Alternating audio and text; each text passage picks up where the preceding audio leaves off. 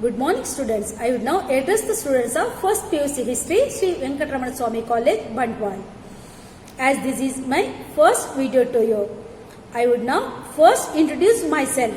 I am Bharati, your history teacher. First, I would like to give a few information regarding your syllabus.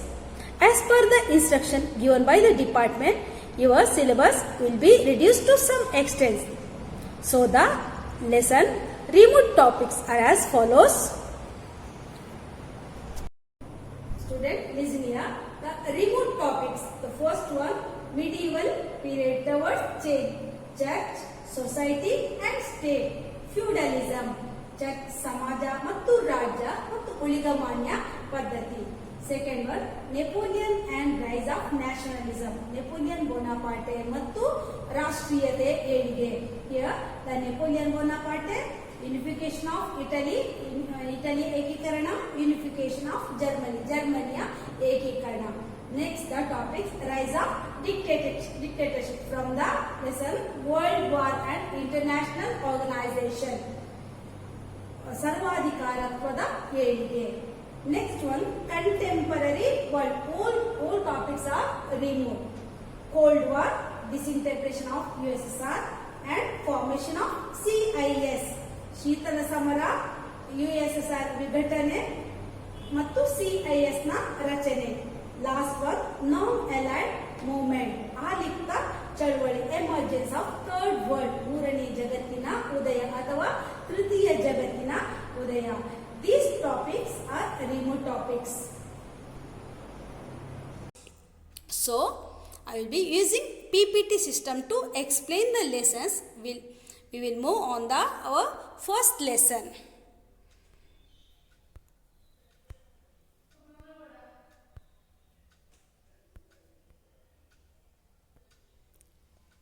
Introduction. Meaning and definitions. First lesson, introduction, meaning and definitions, and importance of the study of history. What is the history? Now we will study the meaning of history. What is the history? History is one of the greatest branches of human knowledge.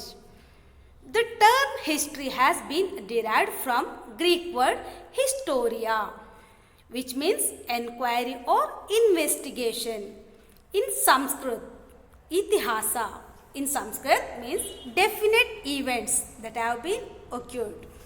Means what is history? History endarenu? The past events. In Sanskrit means itihasa, Sanskrit means definite events. ಅಂದರೆ ಒಂದು ನಿಗದಿತವಾದಂತಹ ಅಥವಾ ಖಚಿತವಾದಂತಹ ಘಟಿಸಿದ ಘಟನೆಗಳು. History, the term history derived from Greek word historia.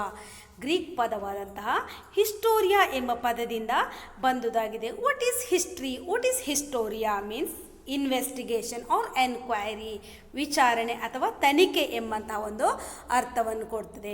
ಇಲ್ಲಿ history, the Greeks were the first to evolve the art of writing history as a scientific discipline. ಅಂದರೆ ಇತಿಹಾಸವನ್ನು ಮೊದಲ ಬಾರಿಗೆ ವೈಜ್ಞಾನಿಕ ರೀತಿಯಲ್ಲಿ ವೈಜ್ಞಾನಿಕವಾಗಿ ಬರೆಯಲು ಪ್ರಾರಂಭಿಸಿದವರಲ್ಲಿ ಗ್ರೀಕರೇ ಮೊದಲಿಗರು ಎಂಬಂಥ ಹೆಸರನ್ನು ಪಡೆದಿದ್ದಾರೆ. ಇಲ್ಲಿ ಮೊದಲದಾಗಿ ಹೆರೋಡೋಟಸ್ ದ ಫಸ್ಟ್ ಒನ್ ಅಂದರೆ ಹೆರೋಡೋಟಸ್ ಇದರಲ್ಲಿ ಇತಿಹಾಸವನ್ನು ಬರೆದವರಲ್ಲೇ ಮೊದಲಿಗನಾಗಿದ್ದಾನೆ. Therefore, so he has been regarded as the father of history. ಅವನನ್ನು ಇತಿಹಾಸದ ಪಿತಾಮಹ ಎಂಬುದಾಗಿ ಕರೆಯಲಾಗಿದೆ. Student, know this point, very important. Who is called as the father of history? Herodotus has been regarded as Herodotus called as the father of history. Herodotus ನನ್ನು ಇತಿಹಾಸದ ಪಿತಾಮಹ ಎಂಬುದಾಗಿ ಕರೆಯುತ್ತಾರೆ. So, well, students, we will move the definitions. Next concept, the definitions. ವ್ಯಾಖ್ಯಾನ ಅಂದರೆ ಇತಿಹಾಸದ ವ್ಯಾಖ್ಯಾನ. Actually, generally history is understood as a record of past events, but there is no universally accepted definition of history. It has been defined differently by different scholars. ಅಂದರೆ there are differ opinion in between the historians. ಯದಾ many of the historians uses the definitions in various types. ಅಂದರೆ ಹಲವಾರು ಇತಿಹಾಸಗಾರರು ಇತಿಹಾಸದ ಬಗ್ಗೆ ಒಂದೇ ರೀತಿಯ ಒಮ್ಮತವಾದ ಅಭಿಪ್ರಾಯವನ್ನು ಯಾರೊಬ್ಬರೂ ವ್ಯಕ್ತಪಡಿಸ್ತಿಲ್ಲ. ಒಬ್ಬೊಬ್ಬರು ತಮ್ಮದೇ ಆದಂಥ ಇತಿಹಾಸ ಎಂದರೆ ಏನು ಎಂಬುದರ ಬಗ್ಗೆ ತಮ್ಮದೇ ಆದ ರೀತಿಯಲ್ಲಿ, ಅಂದರೆ ಕಾಲಕ್ಕೆ ತಕ್ಕಂತೆ ಅಥವಾ ಪರಿಸ್ಥಿತಿಗೆ ಅನುಗುಣವಾಗಿ ಇತಿಹಾಸ ಅಂದರೇನು ಎಂಬುದರ ಬಗ್ಗೆ ತಮ್ಮದೇ ಆದ ವಿಚಾರಧಾರೆಯನ್ನು ವ್ಯಾಖ್ಯಾನದಲ್ಲಿ ತಿಳಿಸಿದ್ದಾರೆ.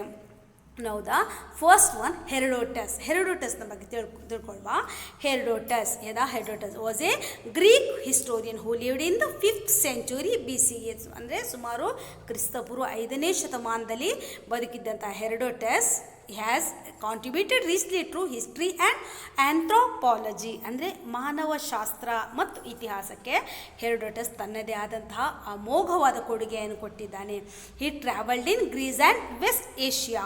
He collected more information the Greek city-states and wrote 9 volumes. Among them, the history of Persian wars.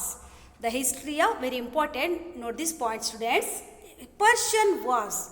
Name the work of Herodotus. Name the famous work of Herodotus, that is the history of Persian wars. Deals with the war between Persians and Greeks. ಅಂದರೆ ಇದು Persia ಮತ್ತು ಗ್ರೀಕರ ಮಧ್ಯೆ ಯುದ್ಧ, ಅವರುಗಳ ಮಧ್ಯೆ ನಡೆದ ಕದನಗಳ ಬಗ್ಗೆ ಮಾಹಿತಿಯನ್ನು ಒದಗಿಸಿಕೊಡುವಂಥ ಹೆರೋಡೋಟಸ್ನ ಮೊದಲನೆಯ ಕೃತಿ ಯಾವುದು?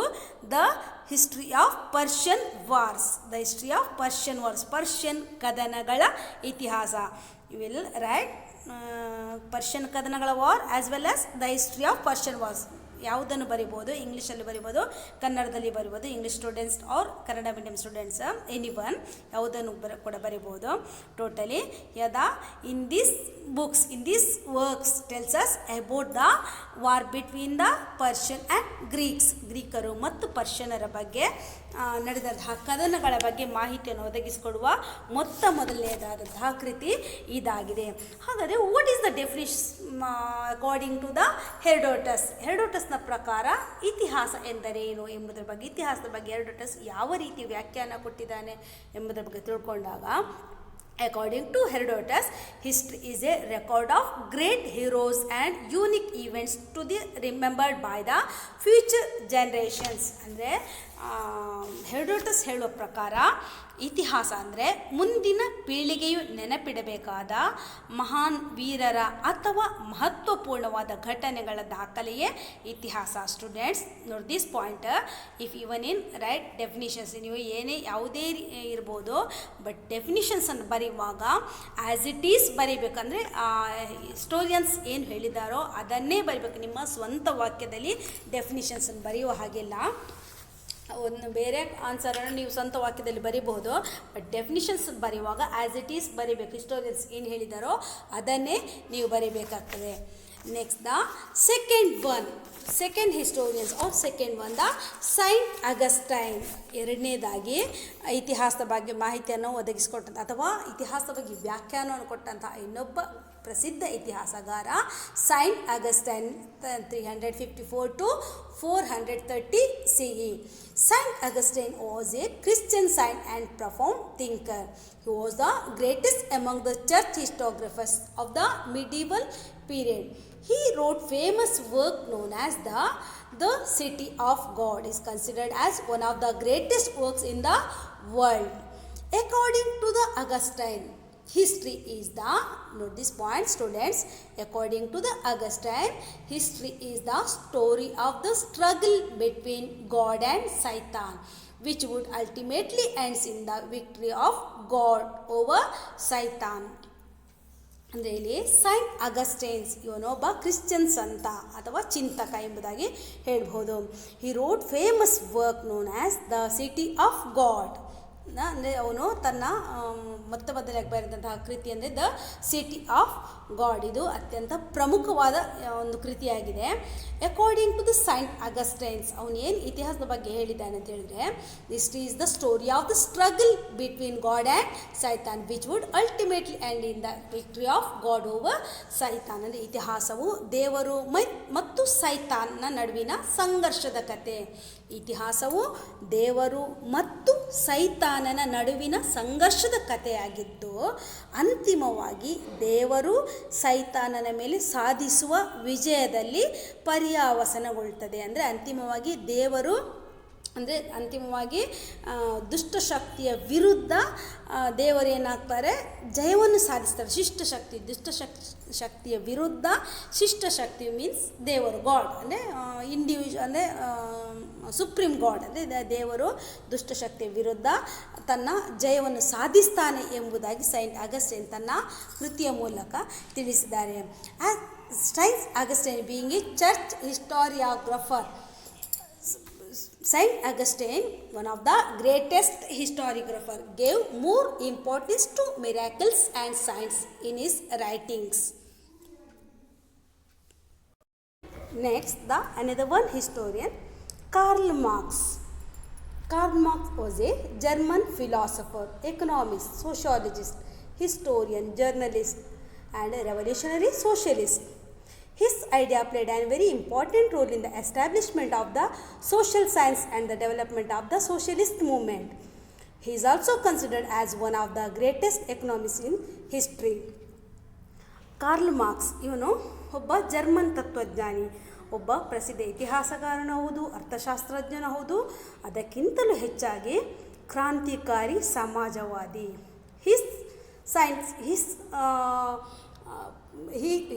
His ideas played a very important role establishment of the social science. ಅಂದರೆ ಅವನ ಒಂದು ಚಿಂತನೆಗಳಾಗಿರ್ಬೋದು ಅಥವಾ ಅವನ ವಿಚಾರಗಳಾಗಿರ್ಬೋದು, ಇದು ಅತ್ಯಂತ ಪ್ರಮುಖವಾಗಿದ್ದು ಸಾಮಾಜಿಕ ವಿಜ್ಞಾನ ಅಥವಾ ಸಮಾಜ ವಿಜ್ಞಾನ ಅಥವಾ ಸಮಾಜವಾದಿ ಚಳುವಳಿಗಳ ಬೆಳವಣಿಗೆಯಲ್ಲಿ ಅತ್ಯಂತ ಪ್ರಮುಖವಾದಂತಹ ಪಾತ್ರವನ್ನು ವಹಿಸಿದೆ. According to the Karl Marx, he defined the history, or according to Karl Marx, history is a story of the struggle between the haves and have-nots. Note this point, history is a story of the struggle between the haves and have-not. In this definition, Marx emphasized on the struggle between the haves and the have-nots, the rich and the poor. According to this, the struggle between the rich and poor. ಅಂದರೆ Karl marks ಹೇಳುವ ಪ್ರಕಾರ ಇತಿಹಾಸ ಅಂದರೆ ಉಳ್ಳವರು ಮತ್ತು ಇಲ್ಲದವರ ನಡುವಿನ ಸಂಘರ್ಷ, ಅಂದರೆ ಬಡವರು ಮತ್ತು ಶ್ರೀಮಂತರ ನಡುವಿನ ಹೋರಾಟ, ಅಥವಾ exploiter and exploited, the conflict in between the exploiter and exploited, ಅಂದರೆ ಶೋಷಿತರು ಮತ್ತು ಶೋಷಿಸಲ್ಪಡುವವರ ನಡುವಿನ ನಿರಂತರ ಸಂಘರ್ಷ ಎಂಬುದಾಗಿ ಕಾರ್ಲ್ ಮಾರ್ಕ್ಸ್ ಹೇಳಿದ್ದಾನೆ. ಅಂದರೆ ಇತಿಹಾಸ ಅಂದರೆ ಈ ರೀತಿಯಾಗಿ ಬಂದಿದೆ. ಇತಿಹಾಸ ಎಂಬುದು ಶ್ರೀಮಂತರು ಮತ್ತು ಪ್ರಾಚೀನ ಕಾಲದಿಂದಲೂ ಶ್ರೀಮಂತರು ಮತ್ತು ಬಡವರ ನಡುವಿನ ಹೋರಾಟ ಅಥವಾ ಶೋಷಿತರು ಮತ್ತು ಶೋಷಿಸಲ್ಪಡುವವರ ನಡುವಿನ ಹೋರಾಟ ಎಂಬುದಾಗಿ ಕಾರ್ಲ್ ಮಾರ್ಕ್ಸ್ ತನ್ನ ಸಮಾಜವಾದಿ ದೃಷ್ಟಿಕೋನದಿಂದ ಅಥವಾ ವೈಜ್ಞಾನಿಕ ದೃಷ್ಟಿಕೋನದಿಂದ ಇತಿಹಾಸವನ್ನು ಈ ರೀತಿ ವ್ಯಾಖ್ಯಾನಿಸ್ತಾನೆ. And he wrote famous 2 works, very important, note this point students. He wrote famous work known as the Das Capital and Communist Manifesto, very important for 2 marks question. Das Capital and Communist Manifesto ಅಂದರೆ ಅವನು ಅತ್ಯಂತ ಪ್ರಮುಖವಾದ 2 ಕೃತಿಗಳನ್ನು ರಚಿಸಿದ್ದಾನೆ. ಅದೇ Das Capital ಮತ್ತು Communist Manifesto. ಅಂದರೆ ಇವನು ಯಾವ ರೀತಿಯಾಗಿ ಹೇಳಿದ್ದಾನೆ ಅಂತ ಹೇಳಿದರೆ, ಶ್ರೀಮಂತರು ಮತ್ತು ಬಡವರು ನಿರಂತರವಾಗಿ ತಮ್ಮ ಹೋರಾಟವನ್ನು ತಮ್ಮ ಜೀವಿತಾವಧಿಯಲ್ಲಿ ಪ್ರಾಚೀನ ಕಾಲದಿಂದ ಹೇಗೆ ನಿರಂತರ ಹೋರಾಟವನ್ನು ಮಾಡಿಕೊಂಡು ಬಂದಿದ್ದಾರೋ ಅದೇ ಇತಿಹಾಸ ಎಂಬುದು ಕಾರ್ಲ್ ಮಾರ್ಕ್ಸ್ನ ಅಭಿಪ್ರಾಯವಾಗಿತ್ತು. Next, another one historian, J.P. Bury. J B Bury ಅಂದರೆ ಅತ್ಯಂತ ಪ್ರಮುಖವಾದಂಥ ಇನ್ನೊಬ್ಬ ಇತಿಹಾಸಗಾರ ಜೆ ಬಿ ಬ್ಯೂರಿ. ಅಂದರೆ ಜೆ ಬಿ ಬ್ಯೂರಿಯ ಪ್ರಕಾರ according he was an Irish historian and scholar. ಅಂದರೆ ಇವನು ಐರಿಷ್ ಇತಿಹಾಸಗಾರ ಮತ್ತು ವಿದ್ವಾಂಸ. He worked as a professor of modern history at Cambridge University. ಅಂದರೆ ಕ್ಯಾಂಬ್ರಿಡ್ಜ್ ವಿಶ್ವವಿದ್ಯಾನಿಲಯದಲ್ಲಿ ಆಧುನಿಕ ಇತಿಹಾಸದ ಪ್ರಾಧ್ಯಾಪಕನಾಗಿ ಈತನು ಕಾರ್ಯನಿರ್ವಹಿಸಿದ್ದಾನೆ. According to the J B Bury, ಅಂದರೆ ಈ ಜೆ ಬಿ ಬ್ಯೂರಿ ಹೇಳುವ ಪ್ರಕಾರ ಇತಿಹಾಸ ಅಂದರೆ history is a science, no less and no more. Note this point students. History is a science, no less and no more. ಅಂದರೆ ಇತಿಹಾಸ ಒಂದು ವಿಜ್ಞಾನ, ಅದು ಹೆಚ್ಚು ಅಲ್ಲ ಕಡಿಮೆಯೂ ಅಲ್ಲ.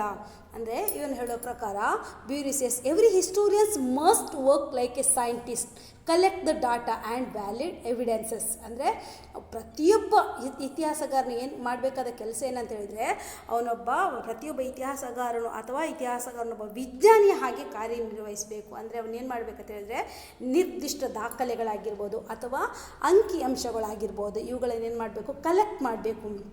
ಅಂದರೆ observation and experimentation are not possible in history. ಅಂದರೆ ಅವನು ಹೇಳುವ ಪ್ರಕಾರ ಅವಲೋಕನ ಮತ್ತು ಪ್ರಯೋಗ, ಅಂದರೆ ಎಕ್ಸ್ಪೆರಿಮೆಂಟ್ ಇತಿಹಾಸದಲ್ಲಿ ಖಂಡಿತವಾಗಲೂ ಸಾಧ್ಯವಿಲ್ಲ.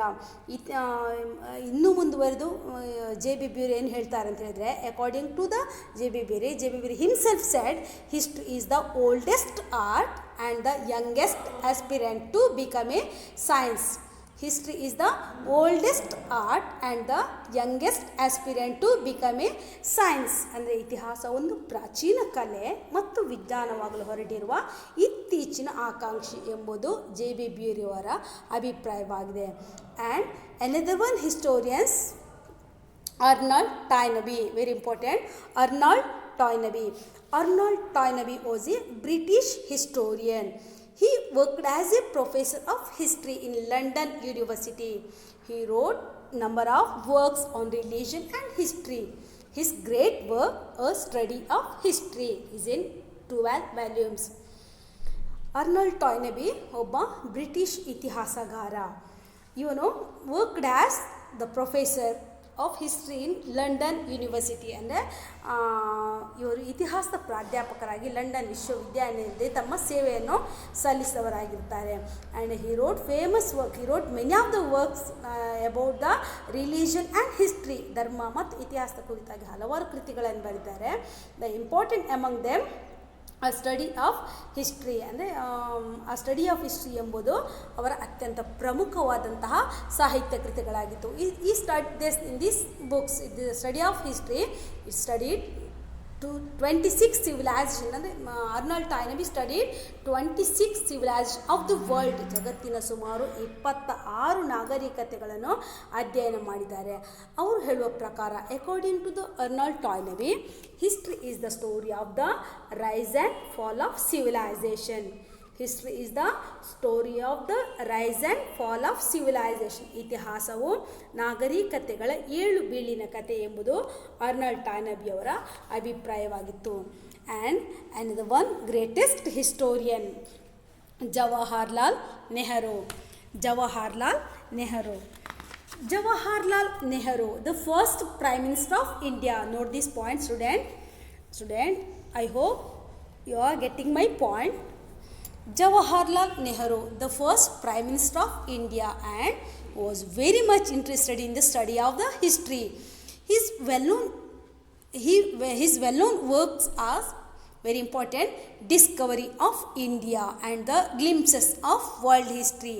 Very important question for 2 marks. Student, note this point. Discovery of India and the Glimpses of World History.